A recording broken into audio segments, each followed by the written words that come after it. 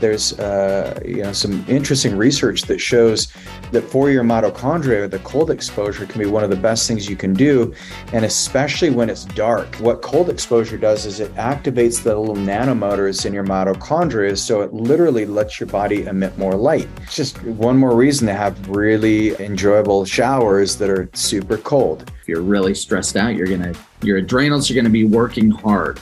Sometimes it can be really good to put your body through some intensity, but then the recovery is just as much or more impactful. And so you got to have that nice equal balance. Otherwise, you'll run into adrenal fatigue. But then the challenge for today is to start thinking, how can you, on a regular basis, keep this HPA axis nice and healthy? Because that is your number one healing shortcut.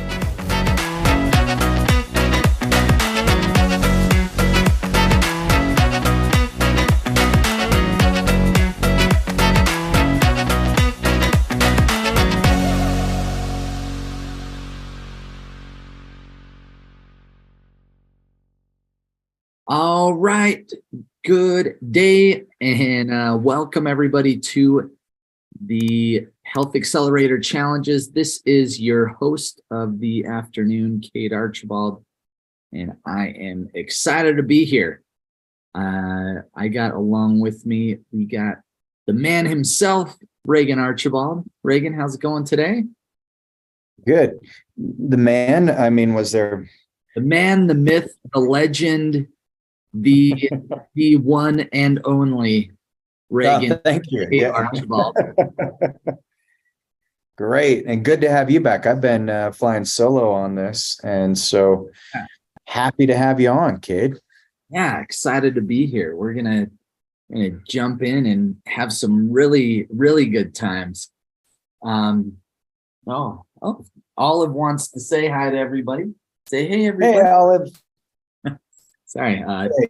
She's okay. Hey, Charlotte says good evening. Good to have you on, Charlotte. Good to see many of the familiar names. Yeah, this is great. We have some new people on today as well, and more of you are coming in. So today we're going to be talking about some interesting things. And I had the challenge last week, Kate. I said, get rid of plastics. And I said, this was the challenge that we got the most harsh feedback on before, because plastics in everything. But how many of you were able to just get rid of a little bit of plastic this week? I said, just look at one thing. I didn't say go all in, but I think it'd be great for everybody, because that's an endocrine disruptor. That's what's going to keep your hormone levels where you want them. But how many of you got rid of some plastic over the week? Yeah, and it is so challenging to get rid of that. Nice, George. As much glass as possible. Looks like we got Georgia's raising her hand. Nice. Yeah. And Georgia was in today, and she has a whole garden that she's put in her house. Georgia's a new woman. So Georgia, thanks for the inspiration. You made my day. I love it when we can see someone's labs, and Georgia's labs look so good. And then we see them physically making the big transformation. So it was awesome. Charlotta, you started drinking water from a glass bottle versus plastic. Try to store most leftovers in glass. Well done. Good. And I think that's what's crazy is even in salt mines, they're now finding there's just nanoparticles of plastic almost everywhere. And that's why we love our central Utah salt mine out of Redmond's Farm. It's really amazing. So yeah, in your hormone optimization protocol, a lot of people, they spend all this time, energy, money on optimizing their hormones, but they don't realize that there's all these endocrine disruptors that they're exposed to every single day. It's, you could get new furniture, for example. The fire retardant on the furniture is an endocrine disruptor, really dangerous. The makeup that we wear or don't wear, the clothes that we wear, there's, the perfumes, the lotions, the shampoos. I mean, it's great to start looking at these chemicals because they're everywhere. And today we're going to shift gears just a little bit. And what we're going to jump into is this thing called the HPA axis. And the HPA axis is pretty phenomenal because it regulates so many different areas of the body. And it's one of the healing shortcuts that we've discovered that can really get people turned around in a short amount of time with the biggest amount of impact. And then we're going to jump into some new peptides that are available, the SS31. So let's jump in, and I'm going to share my screen here. So can everybody see this okay? The healing shortcuts? Yeah. All right. So Kate, in our reset, one of the things Kate's been doing is taking the team through all of the essentials in the Accelerate Wellness program, just so everybody is reminded. I mean, we've been doing the 6 essentials for a couple of years now. But the HPA axis is kind of foundational in the reset. And Kate, what has been some of the feedback that the team's been giving you on the our 60-day reset challenge that we take our clients through?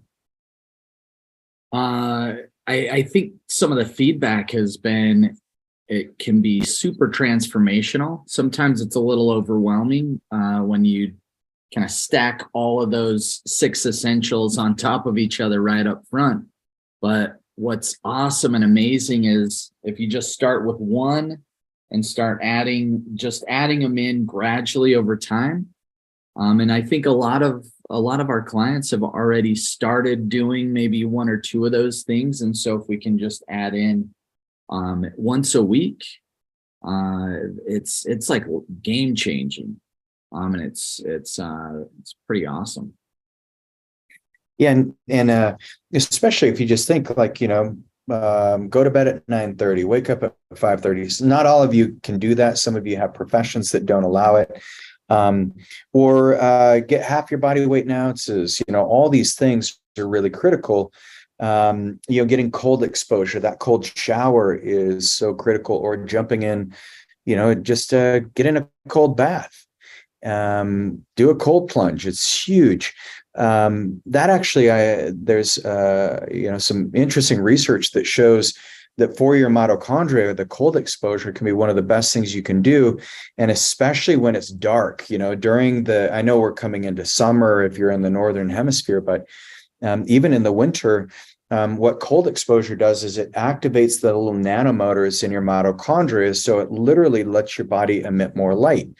And so just one more reason to have really enjoyable showers that are super cold. So most of you are like, I never use enjoyable and cold in the same sentence. Especially if you're doing that in the winter months when it's dark more often.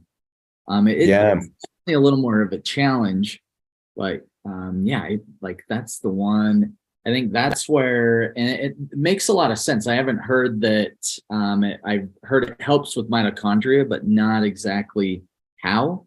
So just that little piece right there helps explain why the energy levels. I feel like the next day, if I do a cold shower or cold plunge, in the evening, that next day just feels so refreshed and like ready to go. And I know the other thing it helps with is lowering that internal body temperature. So when you sleep, you want your body cooled off a little bit. You don't want it too hot. And so definitely helps me sleep better. And then I'm also just feeling amped up and ready to rock the next day.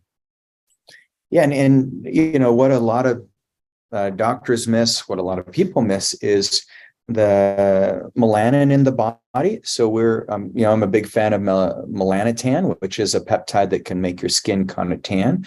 But melanotan has that same property of turning up the mitochondria. And all of these things, when you're getting cold exposure, when you're getting out in the sun, especially as the sun's rising or as the sun's setting, All those things help balance this thing called your HPA axis, and it's part of your overall reset. Charletta said, I'm in Minnesota, never said it, LOL. Yeah, the cold in Minnesota is a whole nother level. Whew, you guys are tough up there. But all these little things make a huge difference in your health. And there's so much to go along with that. But let's just talk about this pathway really quick, and we'll go through some of the basic physiology. I won't get too crazy on it, but then the challenge for today is to start thinking, how can you, on a regular basis, keep this HPA axis nice and healthy? Because that is your number one healing shortcut. What we realized with peptides is, we're using them for years, and we kept saying, how can we get the same predictable results with everybody who gets on them?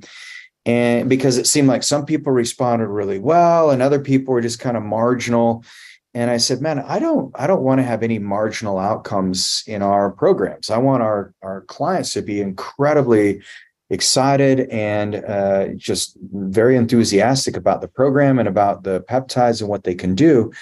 And what we realized as I started diving into the research more and starting to understand, going back to the roots of where most of the peptides were discovered, which was in Russia and Eastern Europe, the place that they started was with Epitalon.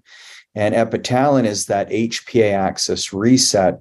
And now that we've got even the bigger doses where you do essentially 1 cc of Epitalon every 3 days, it's a great way of just resetting the entire HPA axis. Because the importance of this and why it really matters is, if you want to make big progress in your life, then you want to make sure that all of these systems are interplaying. So the H stands for your hypothalamus.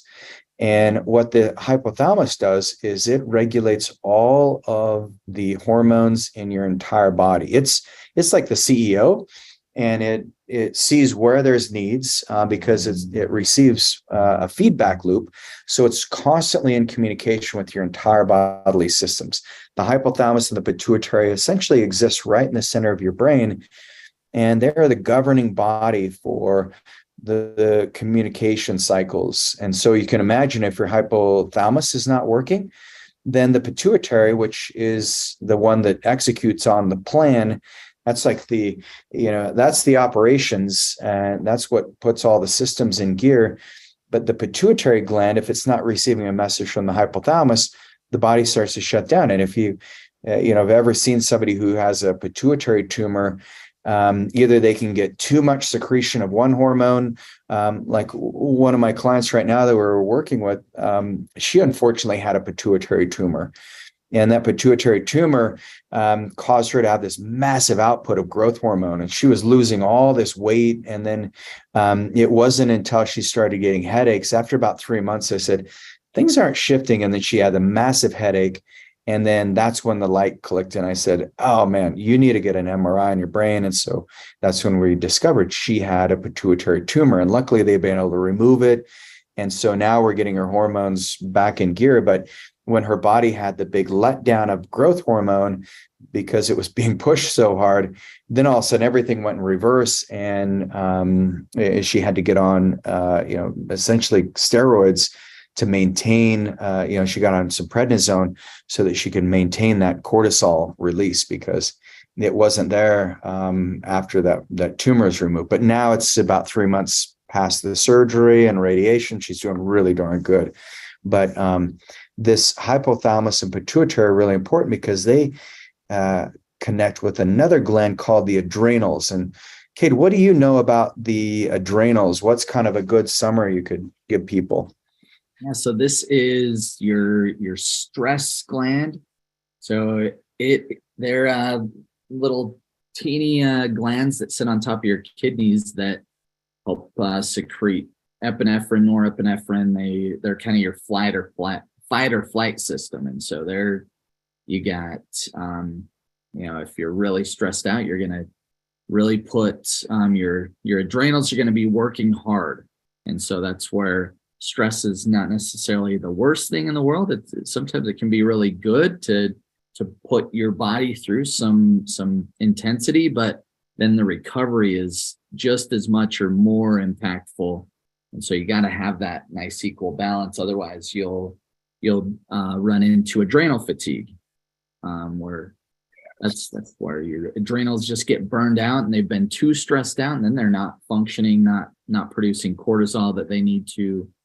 And yeah, was I right? They do they secrete epinephrine, norepinephrine, or is that? That's it. No, that's it. So, and they have inner part and an outer part, and so yes, you know that the inner part is what releases those, and that's, if you ever get dizzy or if you stand up too fast, like if you're in a yoga class and you come up from down dog and the room starts spinning, it's a good chance you've got some adrenal exhaustion. But the adrenal glands, Kate said, they're these little glands. They're like the size of a peanut, and they sit on top of your kidneys. So they really are part of the whole kidney complex. But interestingly enough, they control your heart rate, your blood pressure, and they're directly connected to your fight or flight response, like Kate was mentioning. If the adrenal glands have been pushed too long, then that's where this whole HPA axis, the communication, starts to unravel. And so, I like to look at biology as it's just about managing relationships. And so one of the reasons why your challenge last week was, let's get rid of plastics, let's get rid of as many interferences as we can, because what those endocrine disruptors, plastics, chemicals, in the environment, pollutants, what those heavy metals, what those things do is they keep your cells from communicating in an optimal way. And then your health starts to suffer because of it. And our biology is so adaptive that a lot of times you don't even realize it. Like I have people who, turn their nose up at some of the, the weirdness of, the way I like to eat and certain behaviors that I have. And then because they don't really understand, it's like, one of my big goals right now is to spend 2 hours a day out in the sunlight, in natural sunlight. And, that takes a lot of effort, takes a lot of work to leave the office and to make sure I'm up early in the morning. But it's one of those things that helps reset the adrenals and resets this HPA axis. And in the long run, it's a way that I can put some energy back into the tank and make biological deposits. Most of us are making withdrawals all day long, and we're like, well, who cares? It's a Coke or whatever. It's a soda. There goes another withdrawal. Or who cares that I haven't been outside? I'm fine. There's another withdrawal. I'll exercise tomorrow. There's another withdrawal. I don't really feel like cooking. How many times do we hear, like, I don't have time to cook? And it's like, well, okay, well, when are you going to have time to cook? Well, probably never, because your life's going to always be busy, because you guys are ambitious, creative, amazing humans. But at some stage, you're going to have to make it a priority and make it, part of your routine is to learn how to do some meal prep. But all those things is, instead of taking withdrawals from your biology, you want to make sure you're doing deposits. And even when you're trying to get your body in a healing mode and you're putting as many deposits as you can, you're taking all the supplements, you're on all these adaptogenic herbs. If your HPA axis is not working properly, things start to get derailed, and you'll notice that it's really hard to have those deposits move the needle when it comes to your health. So hence this beautiful, what we call the HPA axis shortcut, where we can start getting your body communicating on all different fronts. So this is kind of an interesting thing. So where it starts in the brain, and there's 4 types of stress. So Kate, what would you say as far as the 4 stressors? There's physical, there's emotional stress, there's chemical, and then there's stress from infections. But what would you say as far as your own personal life goes? Which of these have impacted you the most, in your adult life? I would definitely say emotional stress, just stress from kids, work, whatever it may be, relationships.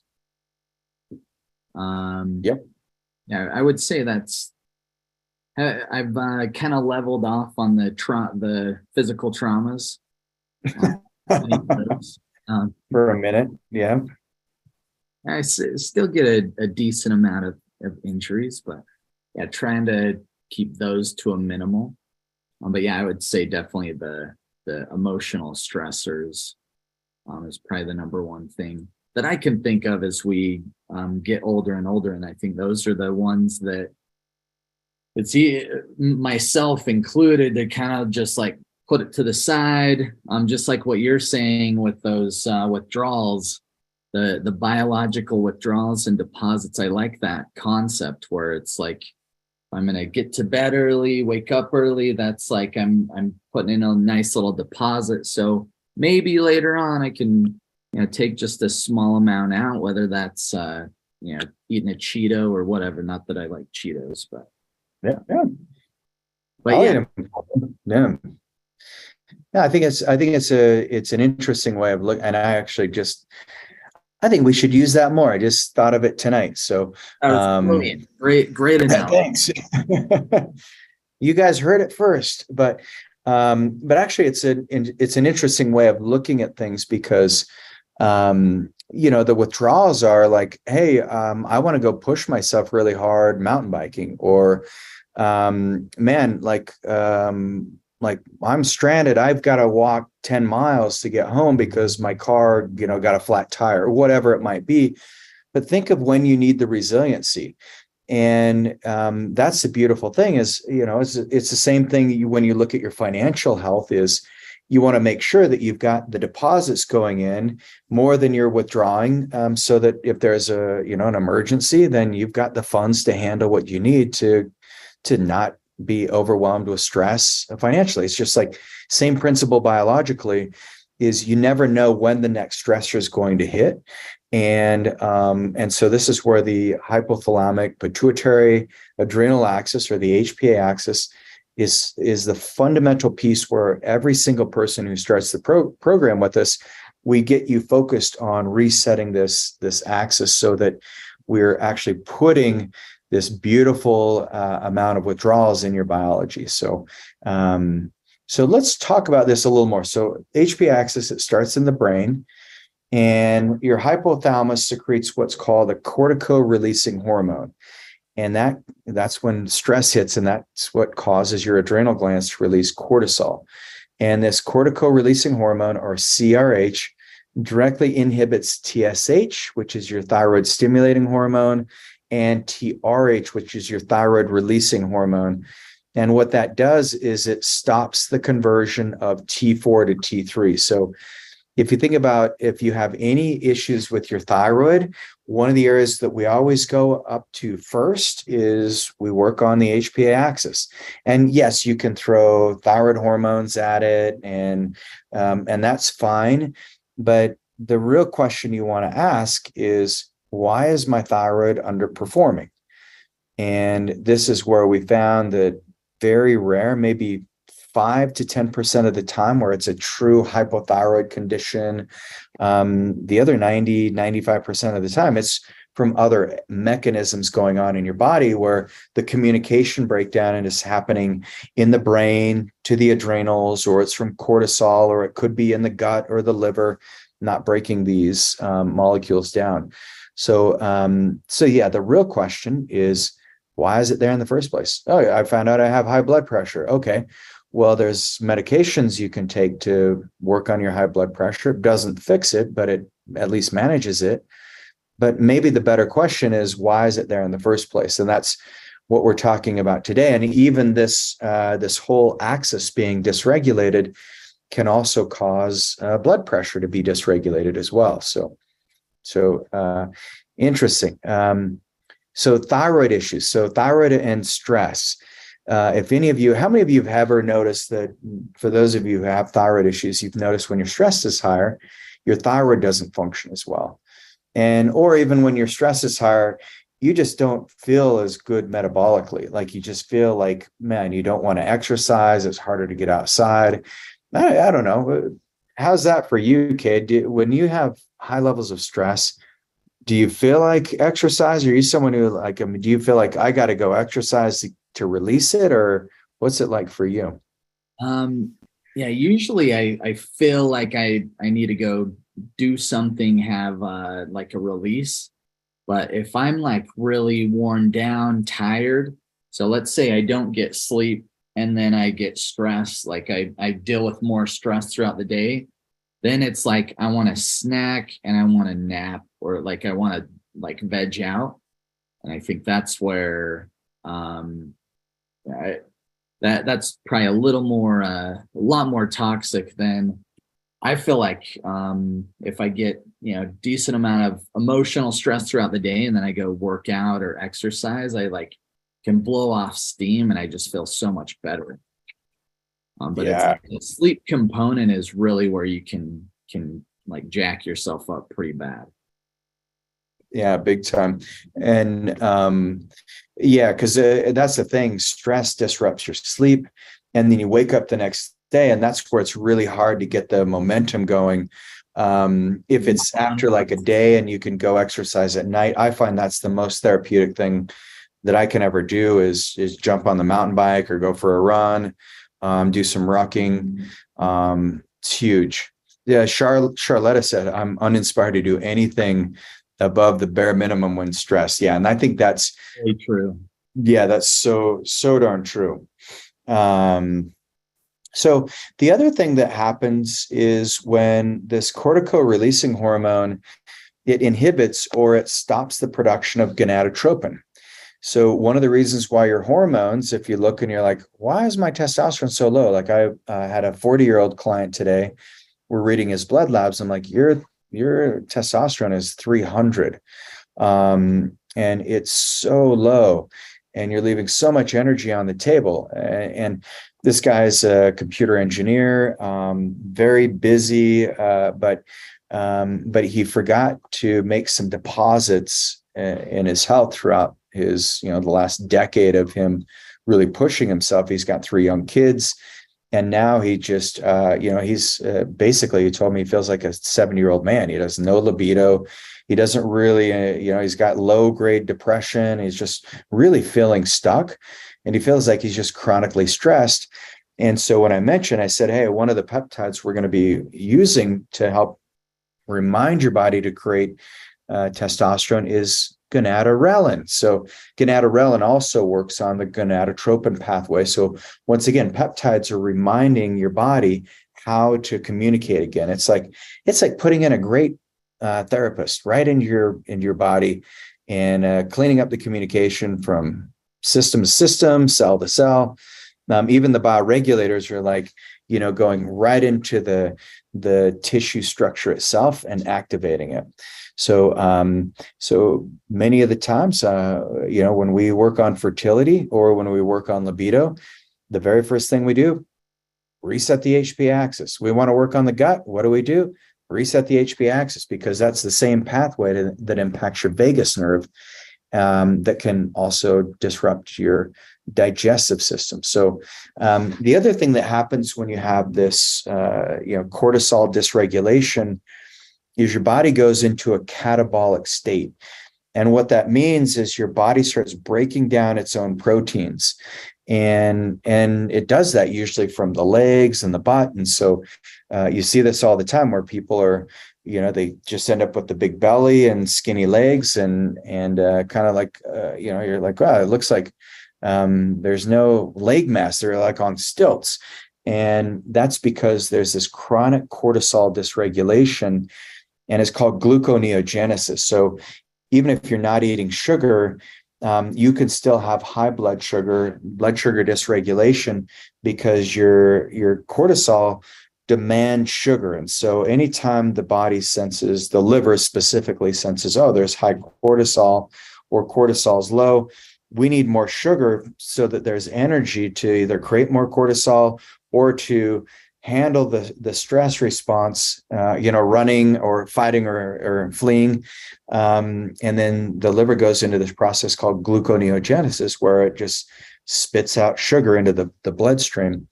And I've had a lot of people just be like, I can't believe I'm pre-diabetic because I eat no sugar, and they eat a really clean diet. But then we talk about their stress levels, and their stress levels are way too high. So these are, some principles behind why, when we're starting care with anybody, and why when we're looking at hormones, if you don't fix this HPA axis, you're creating a lot of vulnerability where things are not going to be fixed for good. So here's kind of another image of what it looks like, because when you think about the HPA axis, very first thing that can happen is you can have not only the emotional stressors, but then you have environmental stressors.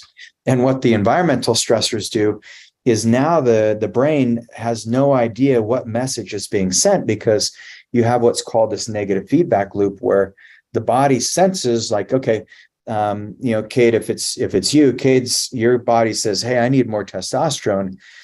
And your brain is like, okay, we're going to make more testosterone, and it sends down more testosterone, but then there's no receptor site to bind it on, because you've been leaving plastic bottles out in the sun in St. George, and they're halfway melted, and then you still drink the water because you're super thirsty, but you just got yourself, all these, plastic toxins. Got some good endocrine disruptors in there for sure.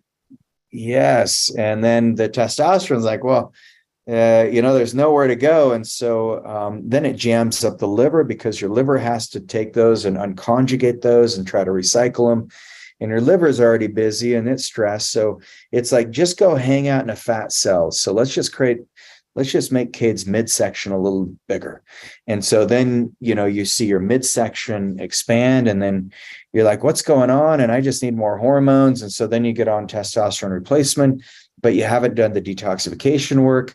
And then it works temporarily, but then you have this crisis where after 6 months, it doesn't work, and you feel neurotic, and you feel like you're going crazy on it, and you're putting on all this weight. And so this is what happens when we don't clean up the environmental stressors. So kind of an interesting way of looking at it when you start saying, well, here's where a lot of the crises are that could be averted if we just took care of cleaning up the mess, taking care of the stress response in the body. Things seem to work so much better when it comes to your hormones. So what about low DHEA? How many of you have looked at your labs and you found, oh, I have low DHEA? So, and DHEA is amazing, but if you have low cortisol and you have low DHEA, you've got to build up the cortisol first and then supplement DHEA. If you have high cortisol, it's fine. You can use DHEA, or if your cortisol is normal and you've done the salivary test with us, that's fine too. But you've got to be careful on adding DHEA if you have low cortisol. Otherwise, it's going to keep your cortisol levels suppressed. So yeah, that's your. I think I'm getting a little too much into the weeds, Cade. So I'll let you comment.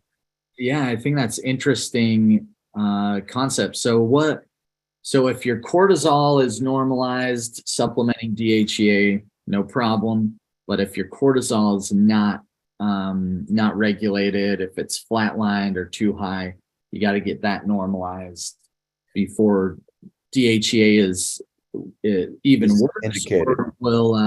Will DHEA, if you're supplementing DHEA and your cortisol is not handled, will that cause like more problems, or just won't be effective? No, if your cortisol is low, if it's high, it's usually not a problem with DHEA, and sometimes it can stabilize it. But if it's already too low, then what's going to happen is you're going to have competition between DHEA getting metabolized or your body producing more cortisol. And you need cortisol. You'll die without cortisol. It's the most important anti-inflammatory hormone the body makes. It's such a powerful hormone, which is why when the body senses there's cortisol dysregulation, everyone follows suit. That's why they call it the alpha hormone in the body, because it's everything sensitive to cortisol. And so once cortisol is high, then all the other hormones downstream get suppressed so that cortisol has precedence. So if you start adding in DHEA, then the body gets confused, and then the cortisol levels get lower, your body quits producing it. So it can be pretty dangerous. So kind of the moral of the story is, and I'm sure the question everyone has is, all right, how do we reset the HPA axis? And let's shift gears and we'll go into that, because I think from a mechanistic perspective, we probably lost a few people on this one. They're probably like, what? But I think we have a very smart audience. So I biology class today. Yeah, hopefully it didn't feel too much like a biology class. I actually like my biology class, but hopefully it felt like a biology class if you like that. So let's jump into some ways you can fix it, and we'll jump into the challenge for the week, because I've gone a little over, and I apologize, everybody. But so how can you fix the HPA axis? So we talk about Epitalon, and there's like cortisol manager, ashwagandha, rhodiola. These are really good. Lion's mane. I've been doing a ton of lion's mane lately after I got my cerebrolysin infusion and my stem cells. And lion's mane seems to be very neuroprotective. Those are all things you can do, but on a day-to-day basis, I'm going to give you two things, and we already talked about them, but one is getting into the sunlight right as the sun's rising. And it's really easy to do that this time of year. Man, it's great. I have this great patio area by my gym, my workout facility downstairs, and I just bring my weights out, and I got, good 45 minutes to an hour every morning when the sun's coming up is when I'm doing my workout. And so that's one of the things you can do. If that's not realistic, then you can take a cold shower. And even both of those are great ways you can reset your HPA axis, because we have what we call the 60-day HPA axis reset, or the 60-day reset. But this is literally something where we're trying to get behaviors and new habits built in, where you're doing it every single day. So that's your challenge for the week. Get some sun exposure, get in a cold shower, and reset your HPA axis. So, Kate, what were your takeaways from today? I think this is, we got a question, Ryan. Sorry, both sun and shower. So either or, try to go for both, but the challenge is at least one of those. Oh, Ryan, no, Ryan, absolutely both. Because yes, we got big goals, so you don't even have a choice. He's gonna be like, why did I ask? And do your whole shower cold. In the summer, I just don't even give myself the luxury of a warm shower in the morning. It's all cold. At night, take a warm shower. It's great. But yeah, awesome. Done. Perfect. Love it. Okay. My biggest takeaway is I love the sunlight concept. That's something that I could probably do a lot better at. Because I'm usually like either at the gym, or I'm doing I could do my push-ups and like sit-ups exercise outside and get some sun. I like that. The sunlight. I really dig that. And I found it interesting to learn about the DHEA and cortisol. I had no idea about that. That was interesting. Good. Yeah, I think HPA axis tonight. I liked it. Good. Yeah, I think Georgia loves the sun. Okay, so out in the sun in the morning, right as the sun's cresting. We have big mountains here in Utah, so sometimes you have to wait a little longer to see it, and it's like, where is it? But it will come. Just hang in there, and don't have sunglasses on. You want to get the full spectrum of the sun. Let your skin show. So be out there, get your shirt off, whatever you need to do to get nice sun exposure. So really appreciate you guys. And we will see you next week, where we're going to keep continuing our adventures on optimizing your hormones from a more natural perspective. So appreciate you guys. Awesome. Thanks, Reagan. And thanks, everybody. Let's see how everyone does next week with their challenges, sunlight and cold showers. Yeah. Have a nice night, everybody. Bye-bye.